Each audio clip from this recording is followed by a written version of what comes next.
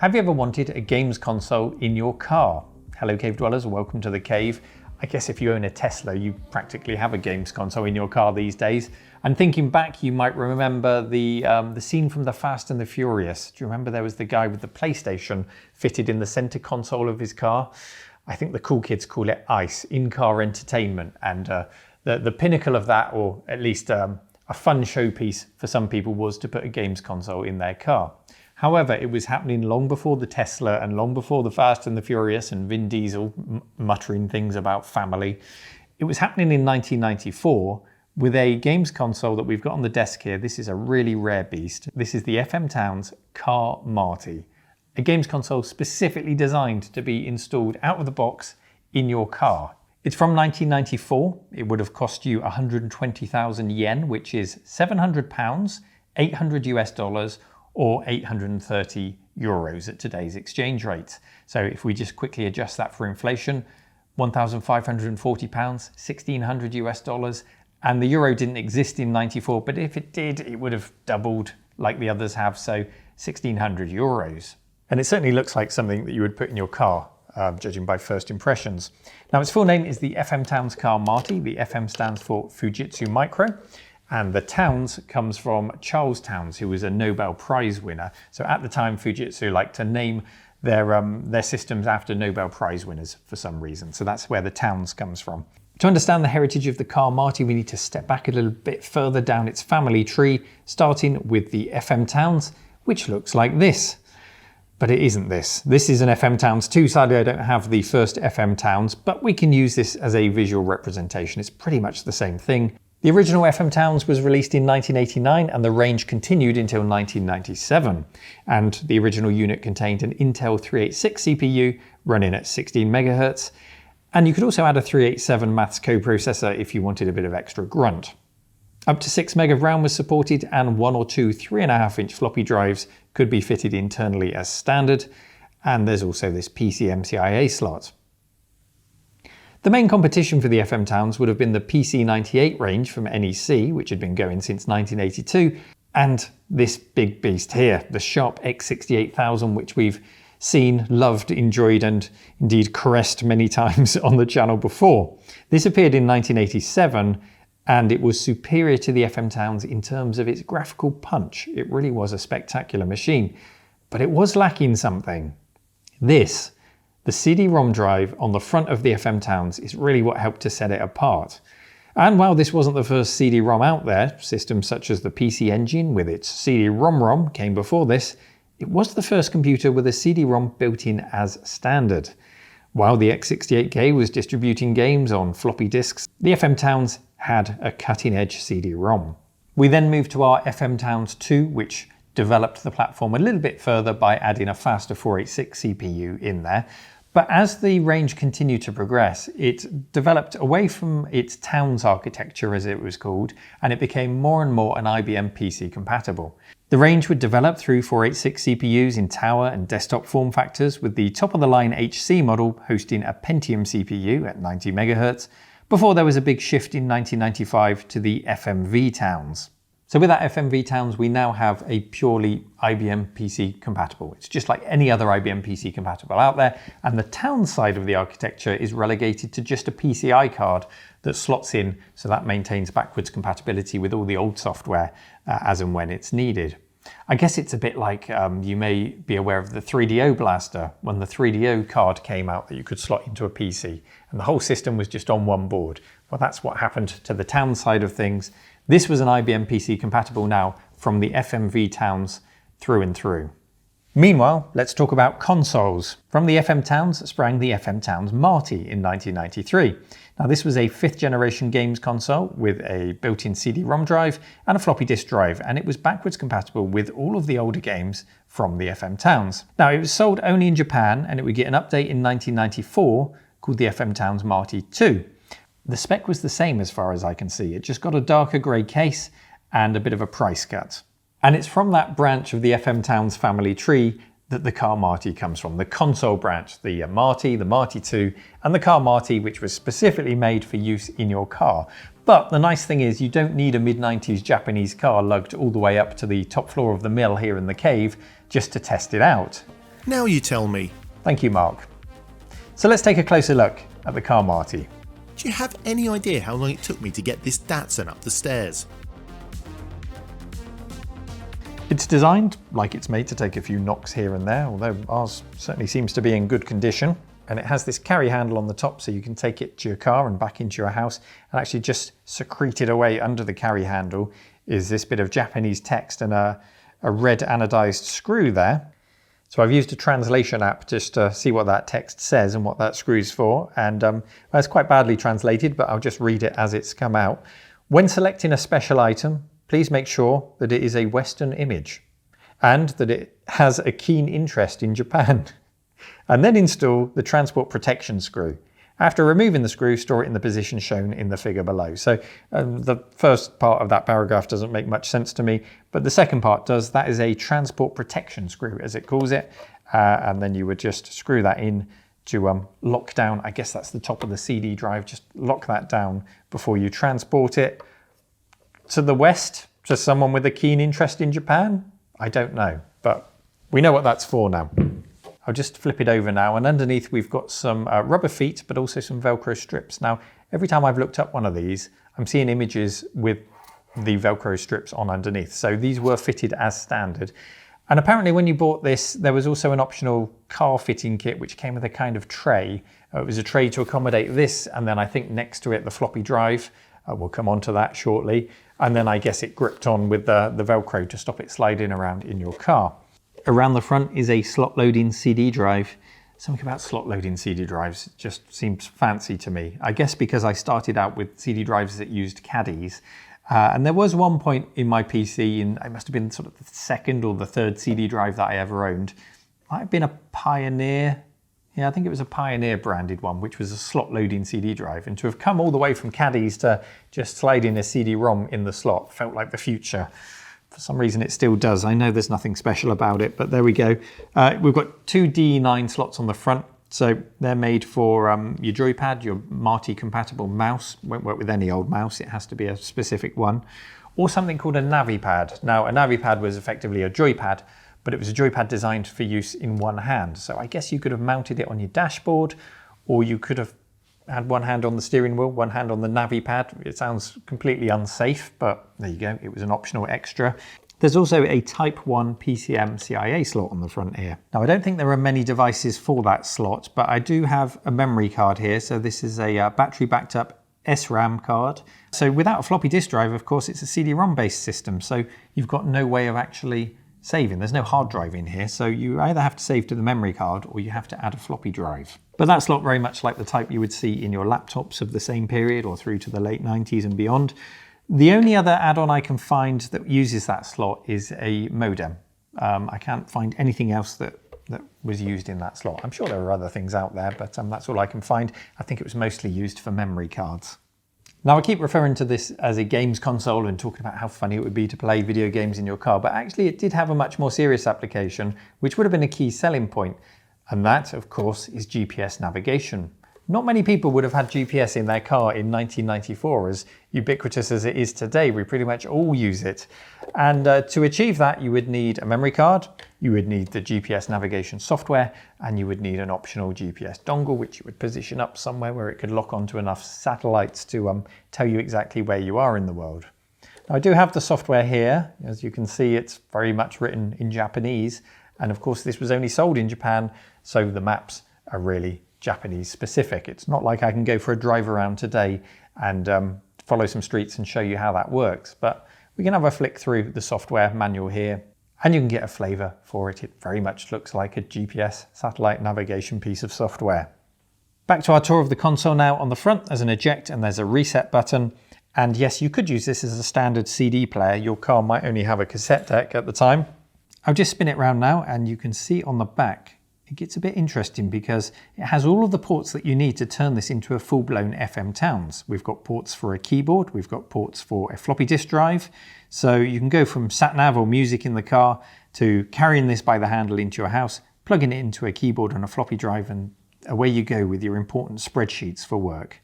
Gaming round the front and business at the back. And then there's this odd port over here which isn't labelled. Now apparently this is how you would connect it to your car. You would plug a cable in here and you'd have that running out to your existing car entertainment setup. It would also feed power into the device, it would take a video output from it, so you have that one multi-connector to make it easy to plug in and go with the car. And from looking at the pinouts on this, one of them you would connect up to the parking brake or the handbrake line on the car, so the system would know if the parking brake was on. Presumably, and now this is just a guess because I don't know if this is how it works, and if you do know, please let me know, but presumably to disable certain functions when you're actually driving. So maybe you can change music CDs, use the music function of it while you're driving, but you can't actually boot a game when you're driving or something like that. That would be sensible, but it would be, ill-advised for me to assume that those kind of safety features were built in 1994, but there's certainly a pin out there for the parking brake. And then when you head into the house, there was an optional ACD1 home kit to make it easy to plug into your TV at home. So there was a kit to plonk it in your car and a kit for your house, and you would carry the system between the two. And because that kit's so rare, most people do have to make up their own cable to get the audio and video signals out of here. But as I said, the pinouts are readily available, so that's not too difficult to do. So I'd like to see this thing in action, and we will do that today. We have Gemma from the Gebs has set me down some gaming challenges, which I'll take on later. But before we do, let's see what's inside there. Hopefully Mark's got that Mazda back down the staircase, and he can take the lid off now, and we'll see what's going on and if we need to service it. And there was, when I first tested this morning, a few problems with it reading CDs. It might be down to just the fact that I was using CDRs and it was struggling with that because there's no copy protection. So I might just need to tweak my burn settings, but we'll let Mark have a look at it and we'll see what we discover inside, and then we'll come back for some gameplay. This episode, and indeed this project, is supported by monsterjoysticks.com, purveyors of quality joysticks for all of your retro kit. Joysticks, adapters, arcade control parts and more. Check them out at monsterjoysticks.com, and we thank them for supporting the cave.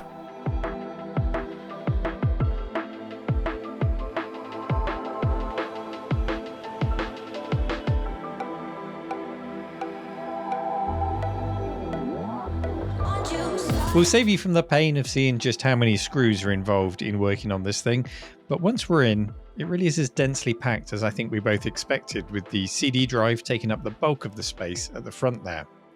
That's the power and video output board at the centre of shot there, Neil. And that, like all the other boards in here today, will get a full recap, and we're going to use some new, good quality branded caps. And then the front fascia has to be very delicately removed. We really don't want to break any of these clips. Yeah, rather you than me there. I know how brittle these old plastics can be. And what is that you're using there to unclip them? It's a plastic spudger. A spudger? A spudger. And then there's more screws to get us down to that power board, which lifts out in quite an interesting hinged connector on the left there. And that connects into the main board just here. And then more screws for you to deal with, Mark. And all the viewers at home aren't seeing the half of it, to be honest. We've edited out loads of the unscrewing on this thing. Now pay attention and you'll notice that the main board connects to this sideboard via 5 connectors. And you'll want to be very careful unseating and reseating these. I'm using my plastic spudger to gently lever it off. Is there anything the spudger can't do?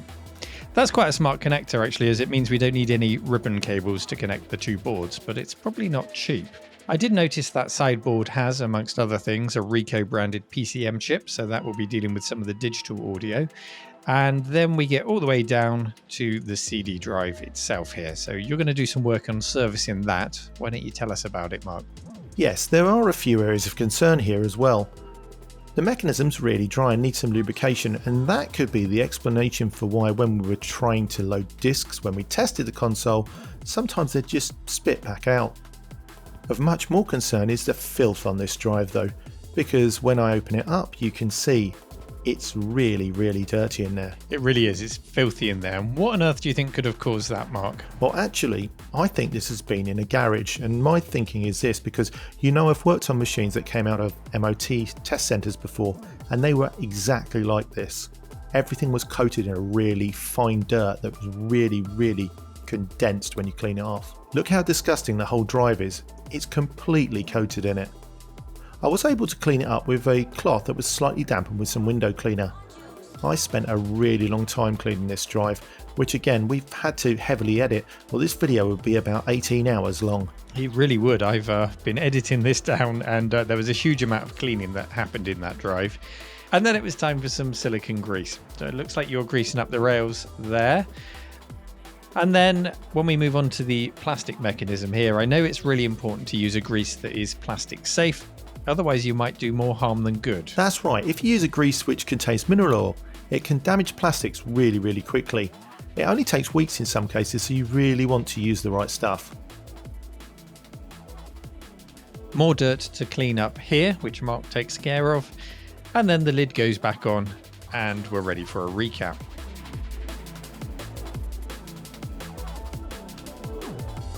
These little black squares here are actually electrolytic caps entombed in plastic. They're very much like the leaky ones you find in the Sega Game Gear.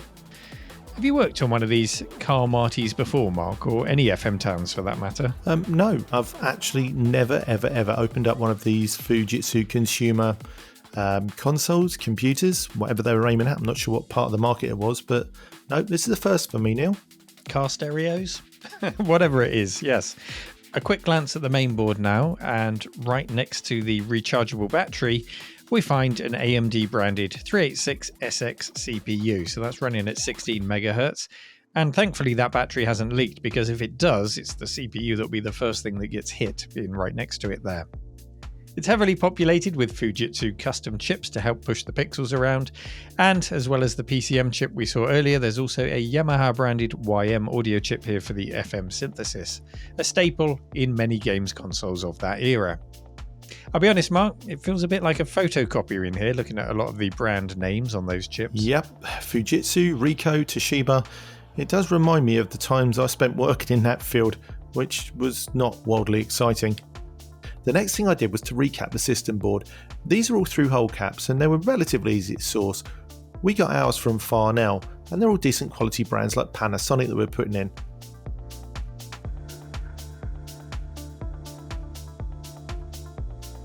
There we go, lots of lovely new shiny caps. These red ones go even faster. And then to replace that battery. I wasn't able to get hold of a battery with the exact pitch needed, but a little snip of one of the legs sorted that out. And here it is in place for another 20 years or so, when Neil can wheel me out of the nursing home to replace it. Oh, I wouldn't do that, Mark. I'd just bring it to you.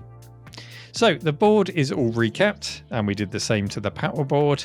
And this isn't leakage that you're seeing Mark scrape off the board here. It's just some potting which was put on to reduce vibrations on the original caps when they were installed in the factory. And by the end of all this, we now have 3 boards recapped, beautifully cleaned up as Mark worked on them and cleaned them as he went along.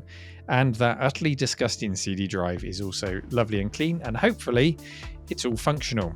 So Mark, thank you very much for your hard work today. My pleasure, Neil.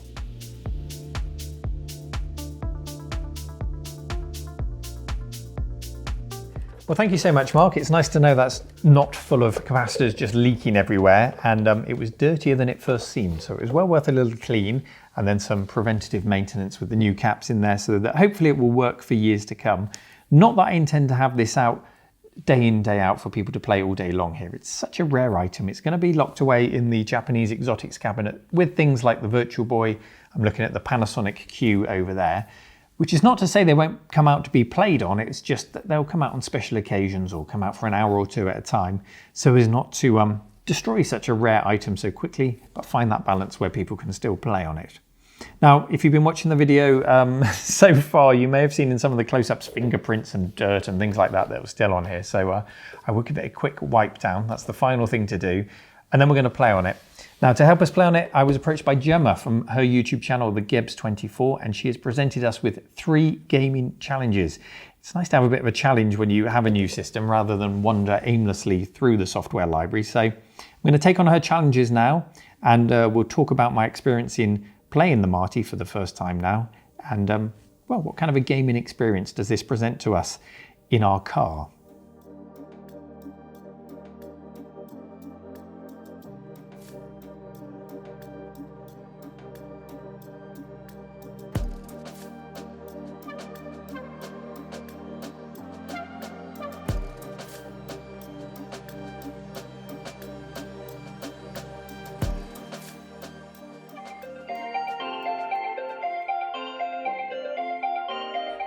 cave dwellers, and hello to Neil, who I am about to challenge with my 3 games in this episode. We're going to start easy. Well, is it easy? Potentially not, because this game baffled me on the NES back in the day. We're going to kick off with Marble Madness. Neil, I would like you to complete the first 2 levels of Marble Madness without losing a life. I'll be impressed if you do it. Let's go. Marble Madness is a game I've always loved and been frustrated by in equal parts. I've made sure it's set to normal difficulty and not the default, which I found was very easy, and away we go. Originally this was a trackball game and it's a little clunkier than the arcade trying to use a joypad, but it is perfectly playable here. But I am missing the music for some reason. I'm not quite sure why that is, maybe it just can't find it on the CD. Level 1 is pretty simple, that was done easily, and then on this level 2, there's this one other ball in there which tries to knock you about. And then if you make it down the ramp, there's these other things, these green slimy things that try to eat you.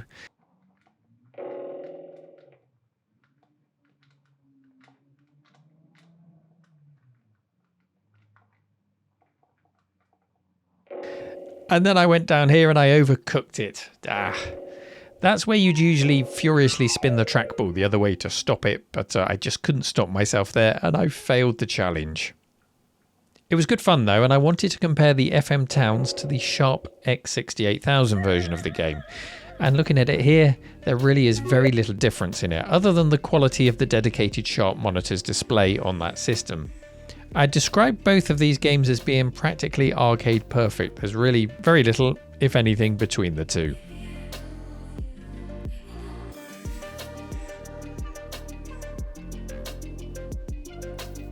Okay, Gemma, what's up next? If ever I've wasted many a 10-pence piece back in the miner's welfare with the arcade machine crammed into the corner on this game, it's Splatterhouse. Splatterhouse was a classic arcade experience for me, and Neil, I'd love to see how you fare with your Splatterhouse skills on this incredibly obscure car console thingy. Oh, just pick out the most violent game you can think of for my family-friendly channel, why don't you? Splatterhouse, which I never actually saw in an arcade myself, I saw home ports, but never the arcade version, is infamous for its gore. I did notice when the game loads that it shows the Towns OS splash screen, so it seems to be running atop that. The display is also flickering away in a high resolution mode, and I found this on most games. For the composite output that I'm currently using on the Car Marty, I can go into the setup of games, I can flick through the various resolutions, and I can find a lower resolution 15 kHz one that suits. The Marty must be doing something with those higher resolutions to keep them visible to me on this screen.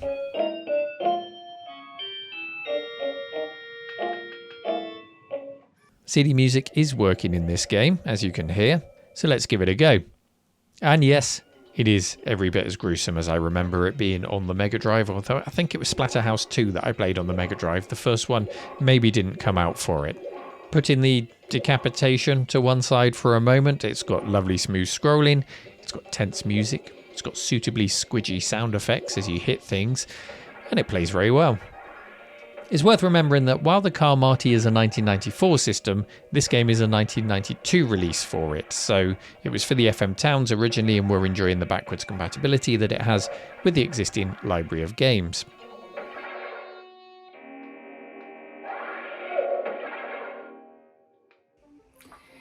My third and final challenge for you, Neil, is going to be on Viewpoint. I've never really been that good at shoot-'em-up games, but for me this adds an even more of a twist with its isometric yet really cool viewpoint. Not to mention the music is actually pretty rad too.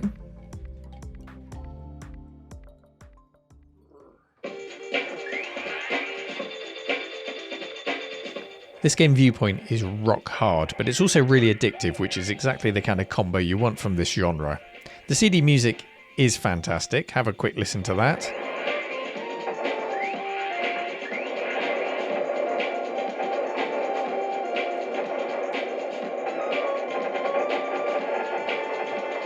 very much of its time, and the isometric view works really well, but the difficulty for me was off the scale, especially when compared to the X68K version of the game. And I don't know why that is, because it seems to be exactly the same game. I even turned the difficulty down to help me. But maybe it's just the difference in controllers I was using or something, I don't know. But it was really hard on this FM Towns. Comparing it here to the X68K, I actually found the FM Towns version to be more enjoyable though, largely because I had occasional slowdowns on the Sharp system, but the FM Towns always had a solid frame rate. Now that could be down to the Marty's 386 CPU performing better than the Sharp's 68000 CPU, but both of these systems have a range of custom graphical chips to help them, so it's hard to tell. It could just be down to the quality of the programming. It's a really fun game though, and a good one I think to have out on the systems for visitors to play when they do come to the cave for a quick blast. So Neil, thank you for having me, and thank you to all the cave dwellers as well. I'll hand back over to you. No, thank you, Gemma, for the suggestions, and this did of course lead me down a rabbit hole of trying everything I could get my hands on. I found things like a silky smooth version of Bubble Bobble, which you'd expect such a system to be able to handle, but you should never assume these things, and it does indeed handle it superbly. The sprite scaling of Turbo Outrun ran really well. Turbo Outrun was never really a patch on the original game for me, but you can't fault the system for that. It runs the game impressively. Also impressive was another sprite scaler. It's a port of Afterburner, and that ran really well and had some great CD audio music on it too.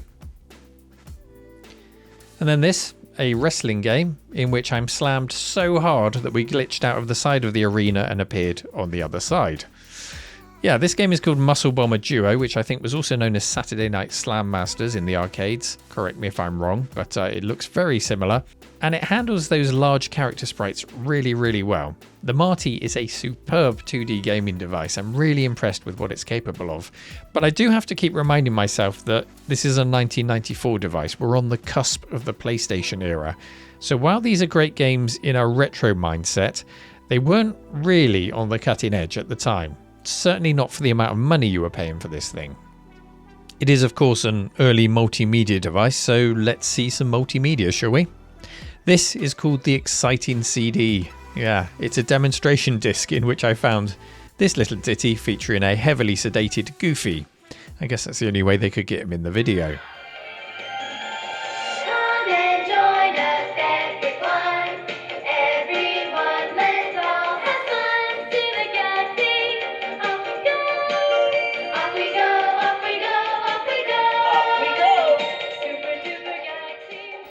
Welcome to the world of multimedia CD-ROMs. Out of interest, I did give the SatNav package a go, and this is what it looked like. Now, I was unable to navigate the menus at all using the joypad to show anything more than this screen, which was a bit frustrating, but I suspect you needed the one-handed Navi controller to do it. Perhaps that controller was analog or something like that, but there's obviously something different about it. You do at least see the little map on the screen there, and there's a red target which I guess signifies where you would be, and I would hope that when you use this it would zoom in so you can see a little better on the map where you are when you set off, but that is what it looks like. So there it is, the FM Towns Car Marty. Now I've really enjoyed the experience of playing this. It's a quality games console and it gives you a really good gaming experience, but that's in the home. Would it be just as good in your car? Well, you would be confined to a much smaller screen, and back in 1994 the screen technology wouldn't have been good at all to keep up with the speed of fast video games. So, and it would have cost you a fortune to add the screen and the amp and all of the other bits that you want to connect this up and get the full Car Marty experience.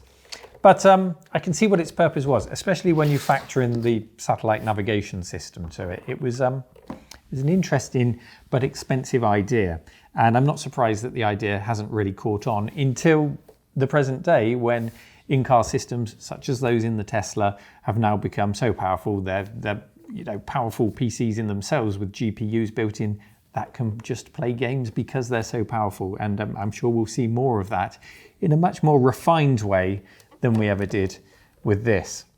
That's not to say I don't appreciate it and it's not a lot of fun, because it really is, and it will get a lot of play here.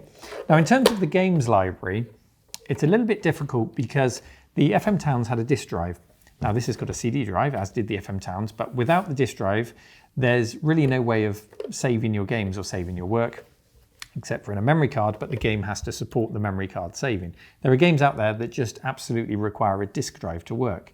I'm thinking of Ultima 6, one of my favourite games of all time. You can't play it on here unless you've got a disk drive. So I either need to fix my FM Towns 2 or find a disk drive. So I'll be on the hunt for a disk drive and maybe that whole car kit with the tray.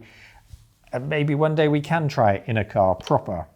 But in terms of the game library, it's really interesting to look through, and I think maybe one day we could dedicate an episode or a live stream just to playing the games. The game library reminds me in a way of the Panasonic 3DO, because you've got a 386 CPU in here. This is, you've got PC power in here in an age when other consoles, okay, it's a bit later than when the Mega Drive and the Super Nintendo came out, but they're still current systems at the time.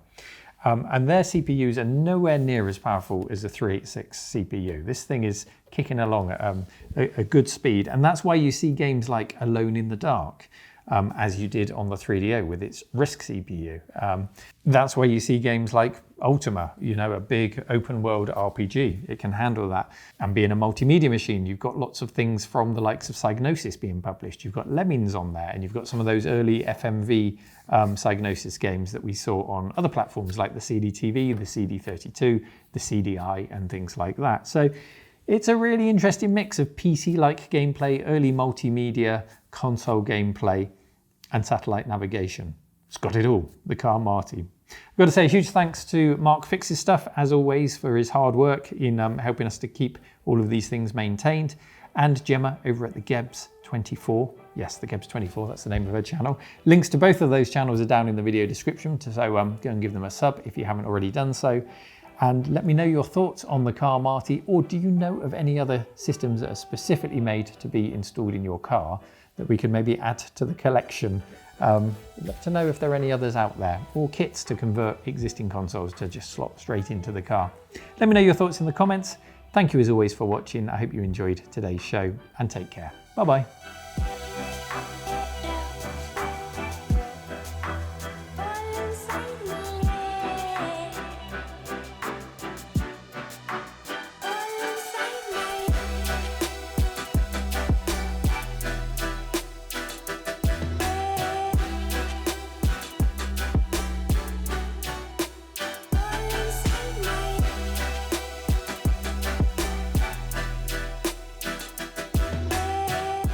And it's from that fart? It's from that fart?